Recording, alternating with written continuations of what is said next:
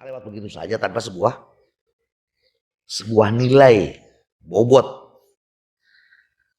Mulai udah kita harus bisa ya, menizamkan daripada waktu-waktu yang kita jalani. Kapan waktunya kita sholat, kapan waktunya kita ibadah, kapan waktunya kita kumpul sama keluarga, kapan waktunya kita kerja nyari uang, kapan waktunya kita kumpul sama temen. Jadi waktu itu gak dihabiskan untuk hal-hal yang gak manfaat saja. Mohon maaf, kita main slot itu, slot tau gak slot? Slot tau gak? Yang muda-muda bisa paham. Slot tau slot. Judi slot itu, judi online itu.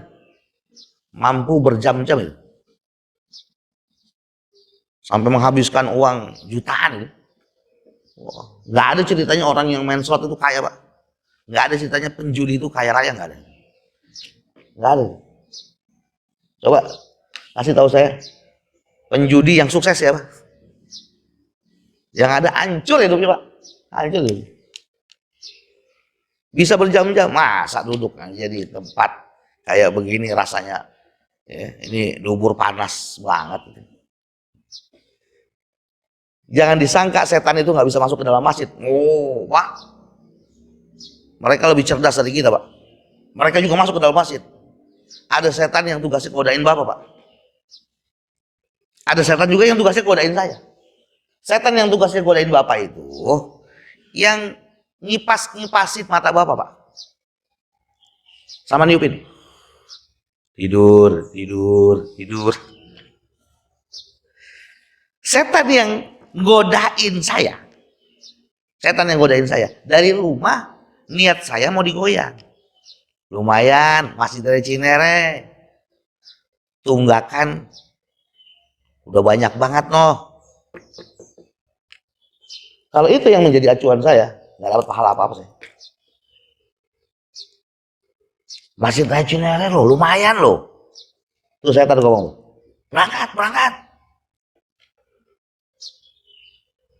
Bicaranya apa? Makanya di dalam kitab Ta'limut Ta'lim disampaikan, kam min amalin yutasawwaru amal al-akhirah fakana minad dunya li ajli niyah. Berapa banyak amal perbuatan yang kelihatannya seperti amal akhirat. Ini kan amal akhirat ini. Amal akhirat, saya buka kitab baca hadis amal akhirat ini. Berubah menjadi amal dunia sebab niat saya bergeser. Makanya sesungguhnya urusan saya bukan urusan saya sama Bapak, tapi urusan saya sama Allah. Saya bilang sama teman-teman, saya begini nggak ada urusannya sama antum. Antum datang seorang juga tetap kita ngaji. Karena urusannya bukan sama antum, urusan saya sama Allah. Saya nggak punya urusan dengan orang lain, urusan saya dengan Allah. Kalau bergeser niat saya pengen dibilang, bagus, apa yang disampaikan. Begini. Hilang, Pak. Cuma itu yang kita dapatkan. Kita nggak dapatin sesuatu yang besar dari Allah. Itu perannya setan. Bagaimana kita nggak mendapatkan pahala? Pernah dengar Abdullah bin Umi Maktum, Pak? Pernah dengar? Sahabat Nabi. Kondisinya apa? Buta. Jam 3 berangkat ke Masjid Nabawi, Pak. Berangkat ke Masjid Nabawi. Itu nggak ada yang nuntun. Tiba-tiba pertengahan jalan kesandung batu besar. Jatuh. Persis kayak malam ini, habis turun hujan. Jatuh. Dulu kan belum ada aspal ya. Di sana udah gitu kan padang pasir. Itu gamisnya kotor, Pak, semuanya. Kalau kondisi itu terjadi sama kita, kira-kira bagaimana, Pak? Kita meneruskan ke masjid atau pulang, Pak? Hah? Pulang kita. Baju kotor. pulang. Tapi tidak berlaku sama Abdullah bin Umi Maktum. Dia tetap berangkat ke masjid. Berangkat ke masjid. Esokan harinya ternyata begitu keluar rumah sudah ada anak muda. Anak muda kaget. Abdullah bin Umi Maktum, mana ente? Siapa kamu? Saya mau nuntun bapak ke masjid. Kamu siapa? Tidak usah kenal siapa saya. Dituntun. Dituntun. Sampai ke masjid. Begitu pulang dari masjid, ternyata anak muda itu masih tetap ada. Udah selesai, Pak? Oh, kamu anak muda yang tadi? Iya, Pak. Mau ngapain? Saya mau nuntun bapak biar sampai di rumah dengan selamat. Dikasih hadiah kurban, nggak mau. Nggak mau. Ini terus terjadi. Malam berikutnya, hari berikutnya pun sama. Nih anak muda datang lagi, ngajak nuntun ke masjid, nuntun ke masjid, Pak, nuntun ke masjid, ngajak jalan ke masjid. Selesai dikasih hadiah sorban, rida, nggak mau. Berikutnya datang lagi anak muda, dituntun lagi untuk datang ke masjid. Lihat ini. Kadang kita dituntun untuk datang ke masjid, apa kita jadi pengurus ya? Apa kita jadi jamaah biasa? Apa kita punya peran di sini? Ternyata yang nuntun kita bukan malaikat, tapi setan. Begitu yang ketiga kali ya. Nah, anak udah, kamu saya kasih kurma nggak mau, saya kasih sorban nggak mau. Ya udah saya doain mudah-mudahan kamu mendapatkan ridho Allah. Enggak. Abdullah bin Umi Maktum basirahnya nih tajam, langsung fa'akhadha yadahu. Kalau bahasa orang Jawa Timur, ini Abdullah bin Umi Maktum meso. Kurang ajar kamu ya. Kamu nih iblis. Apa tujuan kamu nih nganterin saya ke masjid? Mohon maaf Tuhan. Tuhan ingat pada saat mau berangkat ke masjid kesandung batu besar? Iya. Kenapa? Itu saya Tuhan. Batu besar itu saya Tuhan. Apa tujuan kamu? Tujuan saya biar Tuhan gak jadi sholat berjamaah di masjid. Balik ke rumah. Dan Tuhan tidak mendapatkan pahala dari Allah. Oh, ya, hati-hati. Jadi, semua apapun yang ada pada diri kita adalah ujian dari Allah Subhanahu wa ta'ala. Kita orang yang beriman mestinya bisa menyikapi setiap ujian-ujian itu, dan ujian sesungguhnya Allah pengen melihat kita sabar tidak dengan ujian itu. Maksudnya bagaimana? Kita lebih dekat tidak dengan Allah, atau justru menjadikan kita lebih jauh dari Tuhan kita? Kalau kita benar-benar bisa menyikapi ujian itu, kita menjadi manusia yang paling bahagia. Kenapa? Karena kita menyadari bahwa diri kita ini manusia. Nggak ada beban hidup, nggak ada beban. Orang kalau menyadari bahwa hidup ini ujian, kemudian kita sikapi sesuai dengan ujian itu. Ya, orang dikasih ilmu ujian, bagaimana mestinya? Ya amalin, sebarkan, selesai. Urusan yang lain, udah itu urusan Allah. Biar Allah yang bermain, biar Allah yang bekerja. Nggak usah pikirin yang lain. Karena ilmu ujian, gimana caranya untuk menyikapi ujian tersebut? Sabarnya dengan apa? Amalin ilmu itu, sebarkan ilmu tersebut. Udah jangan mikirin yang lain. Yang bikin pusing kan mikirin yang lain. Ya Pak. Yang bikin pusing itu mikirin yang lain. Wah, Saya di sono diamplopin segini, masa di sini diamplopin sekian. Itu yang bikin pusing, Pak. Ini udah jadi dunia. Makanya kata Imam Al-Ghazali itu, nanti akan muncul orang-orang yang dia ngerti urusan agama. Dia fasih baca kitab, fasih baca Al-Quran, fasih baca hadis. Dia ngerti hukum-hukum. Jamaahnya ratusan bahkan ribuan. Tetapi wa fi qalbihi rikakata halihi inda maqsadihi. Betapa amat buruk niatnya. Dia jual ayat Al-Quran dengan semurah-murahnya. Siapa mereka? Yang dakwah hanya memperkaya dirinya. Imam Al-Ghazali itu udah ngebaca tentang itu. Ini ada di dalam mukadimah kitab Maraqi Ubudiyah. An-nasu fi talabil ilmi ala thalathil ahwal. Orang ketika punya ilmu ada 3 tingkatan, ada 3 kategori. Yang pertama talibun. Apa itu? Rajulun talabal ilma liyattakhidhahu zadahu ilal ma'ad wa lam yaqsud bihi illa wajha Allah wa daral akhirah. Orang yang dia punya ilmu, yang ilmunya kemudian diamalkan, dia sampaikan kepada orang lain, dia nggak punya tujuan lain kecuali buat bekal dia menghadap Allah di akhirat nanti. Fahadha minal faizin. Mereka ini orang-orang yang faiz, orang-orang yang beruntung. Nyatanya rezekinya ngalir tuh.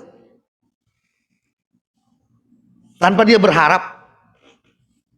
Yang kedua, rajulun talabal ilma liyasta'ina bihi ala hayatil ajilah wa yanalu bihil aiz wal jah wal mal. Orang yang punya ilmu, ilmunya dijadikan sarana dia untuk memperkaya diri. Wa yanalu bihil aiz, dia pengen mendapatkan kemuliaan di antara orang lain. Biar dipanggil ustadz, panggil kiai. Wa yanalu bihil aiz wal jah, biar dia dapat pangkat. Wal mal, bisa mengeruk dunia sebanyak-banyaknya. Dia sadar apa yang dilakukan adalah sebuah kesalahan. Tetapi karena kondisi ekonomi yang menuntut dia harus seperti itu, dia lakukan itu. Kata Imam Al-Ghazali, kalau dia meninggal dalam keadaan niat yang seperti itu, dikhawatirkan meninggal dalam keadaan su'ul khatimah. Na'udzubillah min dzalik. Yang ketiga nih yang bahaya, orang yang sudah merasa dirinya besar, merasa dirinya hebat, menganggap orang lain itu semua bodoh dan kecil, hina, karena banyaknya dia punya jamaah, jadwal terbangnya sudah di mana-mana, isi kajian, seminar, khutbah, udah sampai 2030 padat. Tapi di dalam hatinya, niatnya adalah dunia. Ini siapa? Kata Imam Al-Ghazali, hamqa. Hamqa itu kalau bahasa orang Jawa Tengah pekok. Pokok itu udah jahil murokab, yang udah kena tipu daya setan. Nah ini ujian. Belum lagi nanti kita bahas masalah orang yang kaya. Bagaimana Korun? Kurang kaya apa? Firaun, pemimpin. Kurang pengaruh bagaimana? Sampai kemudian dia mengatakan ana rabbukumul a'la. Hancur juga. Nggak ada ceritanya orang yang model-model kayak begitu bisa bahagia, nggak ada. Semuanya ujian, Pak. Maka kita sebagai manusia biasa-biasa saja, ya, menyikapi semua ujian itu, ya, dengan cara yang bijak. Orang kalau udah ngerti manusia sejatinya manusia, asik aja hidup. Ya, manusia nih orang yang diajarkan Rasulullah manusia yang mengerti dirinya manusia, rumongso menungso, ya, dan pandai memenungsokkan menungso. Orang kalau udah ngerti dirinya manusia, maka dampaknya adalah dia akan mampu memanusiakan sesama manusia. Nah, ini buahnya ke situ nanti. Gitu ya. Nah, ini satu hadis ya. Ini hadis berikutnya insya Allah nanti di majelis taklim Pasilanung. Nah, saya cukup sekian. Barangkali ada hal yang ingin ditanyakan, saya persilakan kepada jamaah semua. Wallahu a'lam bishawab. Hadis ini diriwayatkan oleh Imam Muslim ya. Dari Anas bin Malik. Ada yang mau bertanya? Saya persilakan kepada jamaah semua.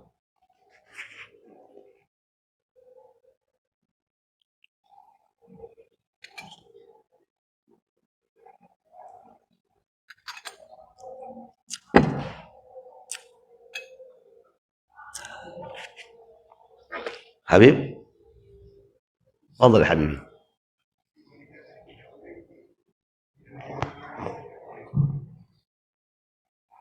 Misalnya wanita yang tadi menangisi anaknya di makam, tidak sampai berhenti karena seorang kehilangan anak ini bersedih, tapi menangis bisa berhenti. Orang itu dibuatkan sebenarnya. Ya. Itu kalau kata Rasulullah rahmah itu. Rasulullah ketika cucunya menikah itu yang kemarin menangis kan ya? Bahasanya di sini. Kemudian sahabat kaget. Ya Rasulullah, atabki? Ente menangis? Sementara itu menjelaskan nggak boleh katanya meratapi orang yang meninggal. Kata Rasulullah, hadhihi rahmah. Ini rahmah. Nggak jadi masalah. Nggak. Rasulullah ketika ditinggal sama putranya yang bernama Sayyidina Ibrahim menangis. Menangis itu adalah rahmat. Yang penting tidak sampai merintih atau teriak-teriak, anakku, anak itu yang tidak dibolehkan. Hanya sekedar menangis, meneteskan air mata, itu manusiawi. Dan itu diperbolehkan. Rasulullah pun sama seperti itu. Ya. Qul innama ana basyarum mithlukum. Nah ini surat apa ini? Surat Al-Kahfi ya. Katakan, innama ana basyarum mithlukum. Rasulullah menangis pada saat ditinggal sama anaknya. Sayyidina Ibrahim nangis Rasulullah. Sahabat semuanya melihat Rasulullah menangis ketika ditinggal sama cucunya. Nah, saya manusia sama tuh, nggak jadi masalah gitu. Itu tangisan rahmat, tidak menjadi dosa. Yang dosa itu ketika ada kita ziarah kubur kemudian kita nangis sampai kejang-kejang, ya. Kita meronta-ronta, itu yang haram. Ya. Makanya kenapa wanita tuh makruh hukumnya ziarah kubur. Karena wanita itu biasanya mentalnya nggak kuat. Nggak kuat. Ada ulama yang memakruhkan ziarah kubur bagi wanita. Khawatir begitu dia ziarah kubur, justru bukan mengingatkan dia akan kematian, tetapi membuat dia tambah sedih, nangis. Gitu ya, ada lagi pertanyaan? Menarik nih terkait dengan masalah kuburan ini. Gimana hukumnya ziarah kubur, Pak?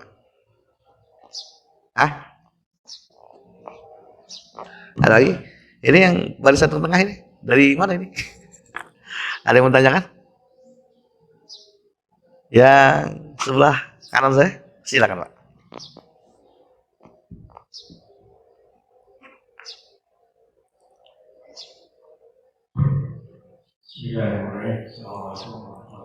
Waalaikumsalam warahmatullahi wabarakatuh. Tadi disebutkan kan ada 4 ujian. Nah, kira-kira dalam menghadapi ujian itu buat kita mengetahui kadar iman kita terus kemudian memperbaikinya itu gimana?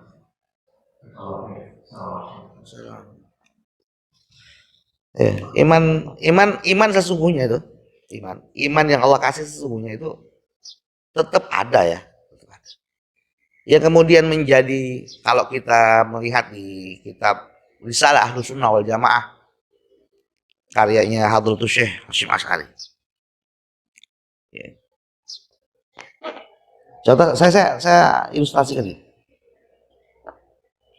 Ini iman nih, iman yang udah Allah kasih nih.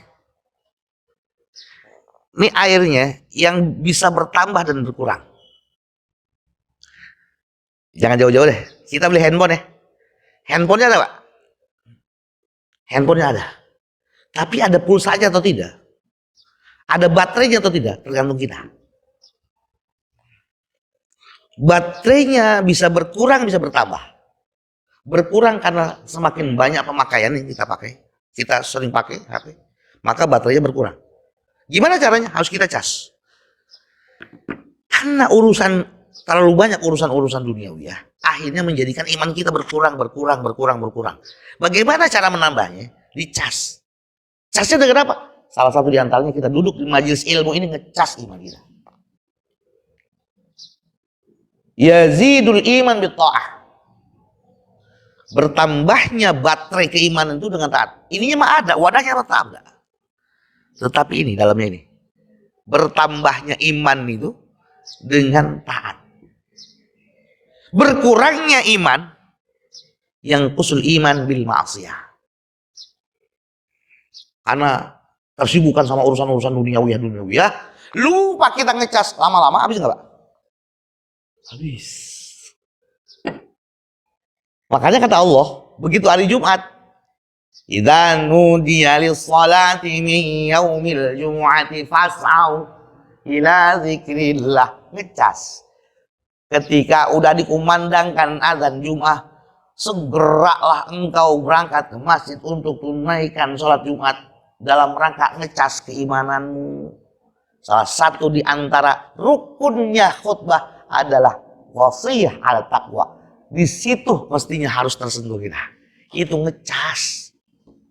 Udah selesai? Silakan bertebaran di muka bumi. Jangan diem aja di masjid. Gunain lagi karena baterainya sudah full.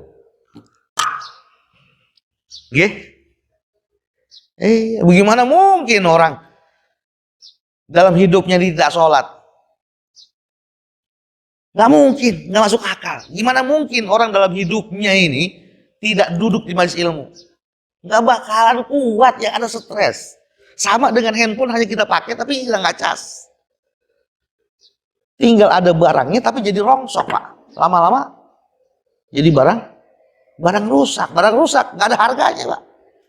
Manusia nggak ada imannya, bukan nggak ada imannya, maksudnya nggak ada kualitas keimanannya, nggak ada nilainya sama sekali. Makanya apapun yang kita lakukan daripada kebaikan, niatin ngecas keimanan kita. Itu caranya. Kita baca Al-Quran, kita ngecas iman tuh. Kita duduk dengan orang-orang saleh, ngecas iman. Kita datang ke seorang guru, seorang ulama, itu ngecas keimanan. Kita sedekah, ngecas iman. Karena terlalu banyak dosa yang kita lakukan. Terlalu banyak pemakaian HP. Maka ngecasnya juga harus sering. Ya. Karena sering kita pakai handphone ini, ya, untuk ngubungin orang, jangan lupa, ya, biar hubungannya tetap berjalan, dicas HP-nya. Bapak udah mendownload akses langit belum Pak? Udah mendownload akses langit belum? Sudah. Download akses langit. Malam bangun tahajud sepertiga. Banyak baca istighfar di waktu sahur. Itu mendownload akses langit. Baca Al-Quran. Itu mendownload akses langit. Jadi nggak cuma ini yang kita download. Urusan-urusan langit juga kita download. Jadi nanti kita ngadepin hidup tuh asik aja. Enak aja gitu ya. Ya udah, yang penting gimana di akhir hayat kita ini husnul khotimah gitu ya. Itu yang menjadi cita-cita kita. Sering ya Anda bilang ya, bicara di dunia berapa lama lagi sih kita? Mau begini-begini aja. Udah waktunya kita setrika baju kita. Kita beresin atu-atu, masukin ke dalam koper. Yang kira-kira nggak kita butuhkan, jangan kita bawa. Kalau kita belum mandi, segera mandi, pakai minyak wangi. Koper udah siap belum untuk berangkat? Khawatir nanti yang jemput dadakan. Kalau dadakan jemput, kita udah siap, ayo berangkat. Jangan sampai baju belum kita masukin ke dalam koper, nggak tahu udah ada yang jemput. Ntar dulu. Nggak ada yang namanya ditunda sedetik aja.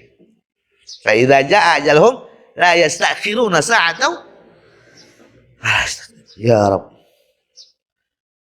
Ya, gitu ya Pak. Ada yang tanya?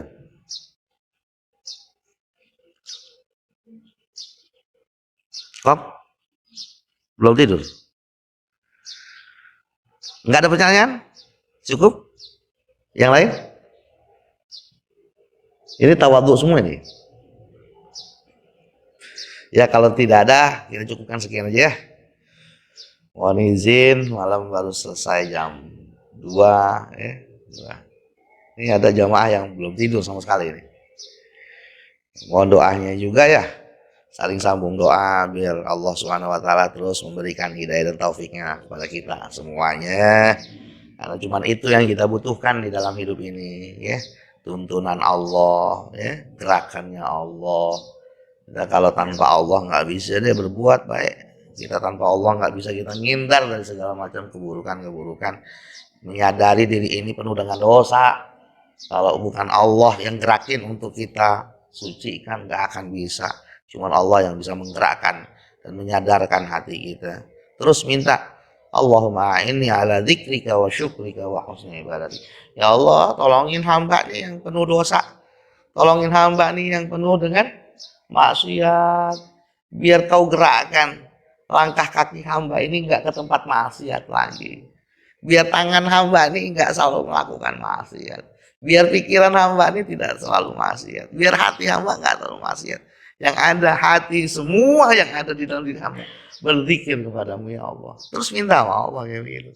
Sampai pada waktunya nanti kalimat yang keluar itu adalah kalimat Allah, Allah, Allah, Allah, Allah. La ilaha illallah, la ilaha illallah. Itu ya. Nanti malaikat-malaikat rahmat yang menyambut kita. Itu kan yang jadi harapan kita semuanya, ya. Nah, dan sadari bahwa ini semuanya adalah panggung sandiwara, bukan bener-beneran hidup ini kita. Bukan hidup beneran ini. Kita nih bukan lagi hidup beneran. Bukan. Kita lagi bersandiwara. Maka bersandiwaralah yang baik. Ya. Biar nanti di sononya baik. Wallahul muwafiq ila aqwamit thariq. Assalamualaikum warahmatullahi wabarakatuh.